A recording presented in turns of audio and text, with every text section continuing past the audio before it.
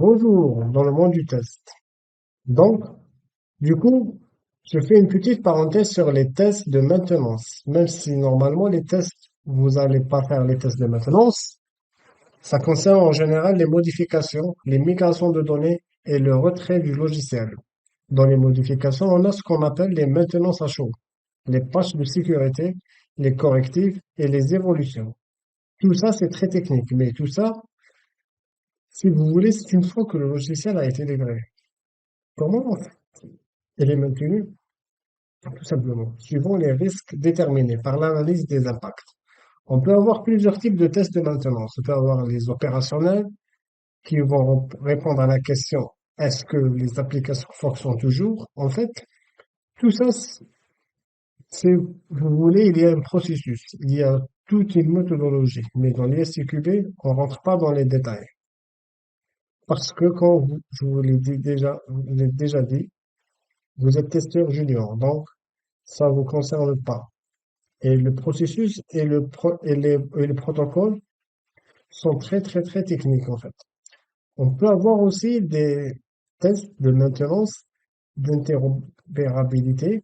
Donc, on répond à la question, est-ce qu'il y aurait un impact sur d'autres fonctionnalités?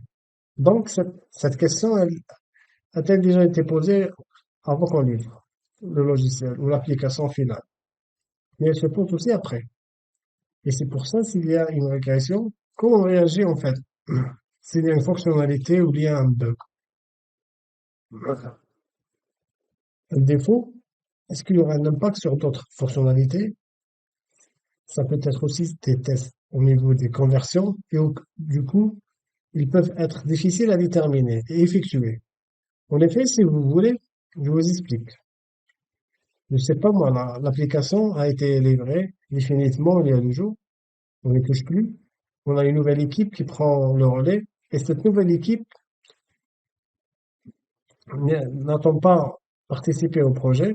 Par contre, elle a plein de documentation. Mais si elle a des spécifications de mauvaise qualité, s'il n'y a aucune traçabilité entre les exigences, les conditions de test et les cas de test, etc., s'il n'y a pas de connaissances métiers, c'est-à-dire que les personnes qui ont pris le relais, elles n'ont pas de connaissances spécifiques au niveau du métier, et s'il y a une mauvaise maintenabilité, eh ben, du coup, tout ça, ça va poser problème. Et du coup, on va avoir du mal à maintenir l'application pour qu'elle fonctionne et qu'elle soit à jour. Donc voilà, en gros, c'est ça l'idée. Donc pour ça, il y a une équipe spécifique qui fait uniquement les tests de maintenance.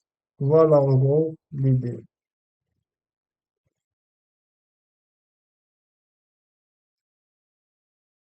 Donc, page 85, on a un résumé des types de tests. On a un résumé des types de tests qu'on a vus ensemble.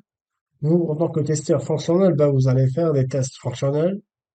Donc, vous allez tester l'exactitude des fonctionnalités, la complétude des fonctionnalités de l'application, encore l'attitude à l'usage et tous les autres. Ce sont des tests non fonctionnels. Donc, en général, c'est pas vous qui les faites, sauf peut-être, par exemple, des tests de performance et vous êtes spécialiste des tests de performance. Donc, voilà, après.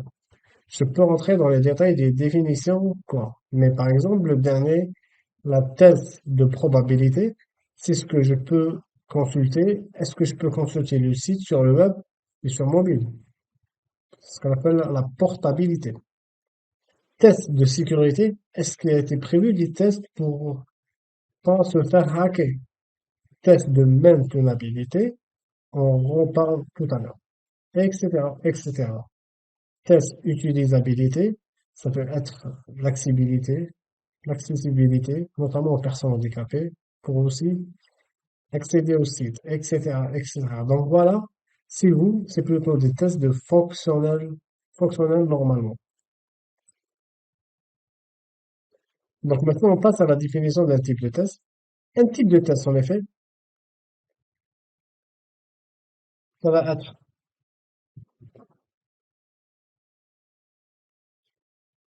ça va être un ensemble d'activités de test qui vont viser à tester des caractéristiques spécifiques d'un logiciel ou bien d'une partie d'un système en se basant sur des objectifs de test spécifiques. Merci pour votre écoute.